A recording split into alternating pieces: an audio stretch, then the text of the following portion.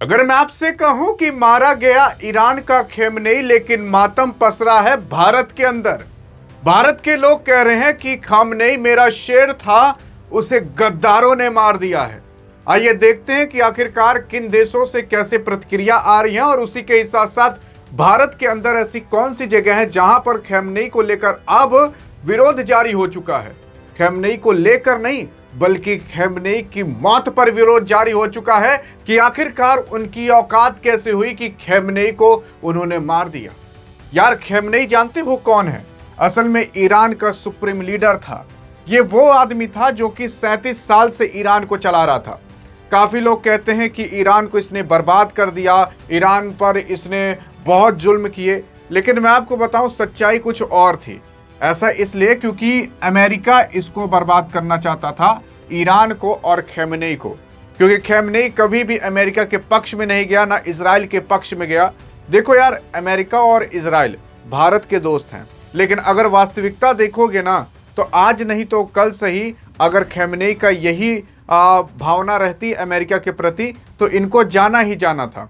ऐसा इसलिए क्योंकि पहले अमेरिका ने इनको आर्थिक रूप से तोड़ा था, कई सारे प्रतिबंध लगाकर इनके तेल को रोककर, क्योंकि इन्होंने कह दिया था अमेरिका वालों ने कि अगर ईरान से कोई तेल खरीदेगा तो उसके ऊपर प्रतिबंध मार दिया जाएगा। इस वजह से आपको पता होना चाहिए कि भारत भी तेल नहीं खरीद पा रहा था, और भारत ने वहां पर जो पोर्ट बनाने की कोशिश की थी, इस बार बजट सत्र के अंदर भारत ने उस पोर्ट के लिए कोई भी पैसा एलोकेट ही नहीं किया। पहले 100 करोड़ से ज्यादा भारत करता था केवल एक पोर्ट के लिए, जो कि ईरान के अंदर बना रहा है। उस पोर्ट का क्या नाम था, देखते हैं आप बता पाते हो कि नहीं। और अगर नहीं पता तो आपको मैंने डिस्क्रिप्शन में व्हाट्सएप और टेलीग्राम का लिंक दे दिया है, वहां सब इसी तरीके की इंफॉर्मेशन मिलते रहती है, वहां पर भी मिलते हैं। लेकिन आते हैं टॉपिक पर। यहां पर आपके खेमनेई जब अमेरिका के पक्ष में नहीं जाते थे, तो आपको पता होना चाहिए कि वो गल्फ कंट्री के अंदर, चाहे सऊदी अरब, यूएई, कतर, ओमान, ये सब अमेरिका के पक्ष में रहते हैं। लेकिन ईरान नहीं था, तो ईरान को पक्ष में लाने के लिए खेमनेई को हटाना जरूरी था। इस वजह से अमेरिका ने खेमनेई को हटा दिया, इजराइल का साथ लेकर। इजराइल का साथ कैसे लिया? इजराइल की जो सीक्रेट एजेंसी थी, खुफिया एजेंसी थी, उसका इस्तेमाल किया। अमेरिका ने अपनी एजेंसी CIA का इस्तेमाल किया और पूरी डिटेलिंग निकाली खेमनेई के लिए कि आखिरकार ये कहाँ होंगे। जहां पर ये थे, जहां पर इनका घर था, उसी घर के अंदर इनका ऑफिस भी था, और इनका घर और इनका ऑफिस सब उड़ा दिया गया। उसी टाइम खेमनेई वहां पर थे, मीटिंग कर रहे थे, और मीटिंग करते करते चले गए। लेकिन जब ऐसा हुआ ना, तो ईरान के अंदर बहुत जगह खुशियां मनाई गई, तो बहुत जगह मातम भी मनाया गया। ऐसा मातम मनाया गया जो आज तक कभी ऐसा मातम बना नहीं था। कैसा मातम बना था अभी मैं आगे चर्चा करता हूं, आप खुद कहोगे कि अरे भाई साहब, यहां पर ईरान जो था, अब कई लोग सड़क पर उतर आए हैं, तो कई लोग नाच गा रहे हैं कि आखिरकार वाह, अब अमेरिका ने सही किया। अमेरिका को देखो क्या हक बनता है कि वो दूसरे देश के अंदर जाकर किसी के सुप्रीम लीडर को मार दे। यार, पहली चीज तो वहां पर $1 ना बराबर 14 लाख हो चुका था।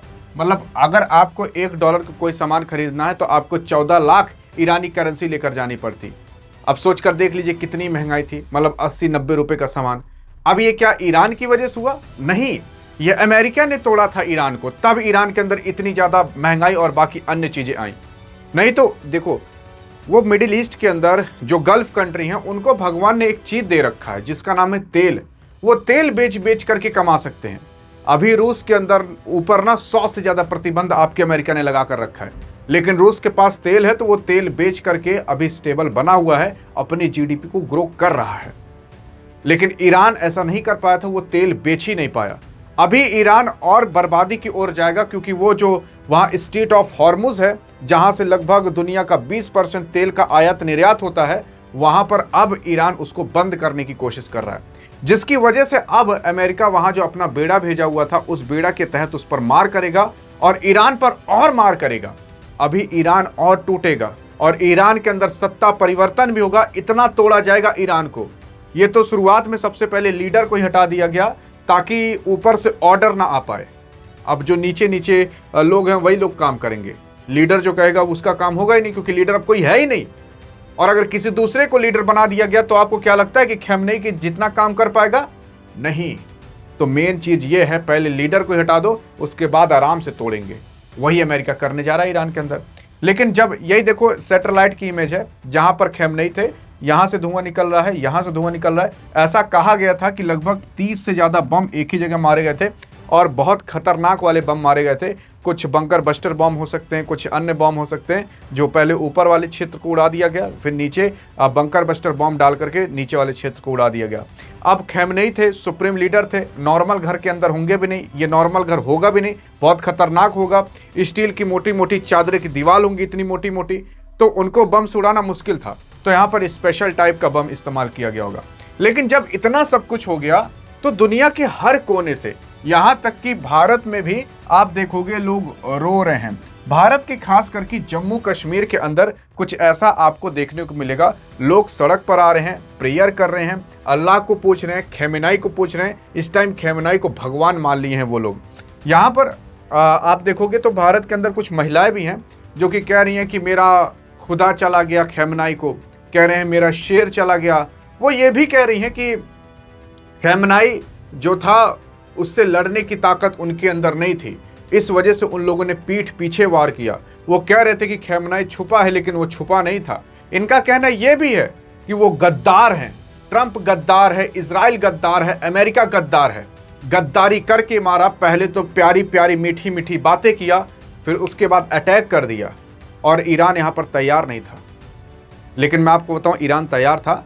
यहाँ पर जो खैमनई को मारा गया ना, खैमनई को जानते हो कैसे मारा गया? असल में खैमनई के ही कुछ लोग थे जो इनको धोखा दिए होंगे और वो पूरी बात ट्रांसफर कर रहे होंगे अमेरिका के पास, इजराइल के पास, उनकी खुफिया एजेंसी के पास। और फिर धीरे धीरे करके इतनी इंफॉर्मेशन इकट्ठा कर ली गई कि पता चल गया कि खैमनई किस वक्त क्या करते हैं। बस उस टाइम ले जाकर उड़ा दिया गया। और ये करो या तो मरो वाली सिचुएशन थी, क्योंकि अगर यहाँ खैमनई बच गए होते तो आज फिर बहुत बड़ी लड़ाई हो जाती है। जी हाँ, बहुत बड़ी लड़ाई हो जाती। तब खैमनई को पकड़ना मारना बहुत मुश्किल हो जाता और खैमनई तब उसके बाद अपनी मिसाइल उसाइल निकालना चालू कर देता। तब खैमनई को पकड़ना या मारना बहुत मुश्किल हो जाता।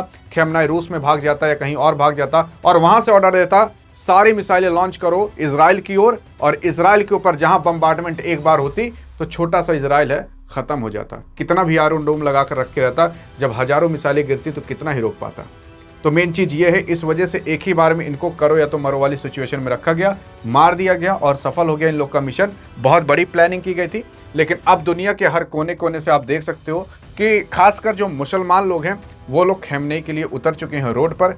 अब आगे क्या होगा वो तो समय वक्त ही बताएगा, और जब समय आएगा बताने लग तो हम आपको बताएंगे। और अगर जानना होगा तो सब्सक्राइब करके रख सकते हो, नहीं तो तब तक लिए जय हिंद जय भारत।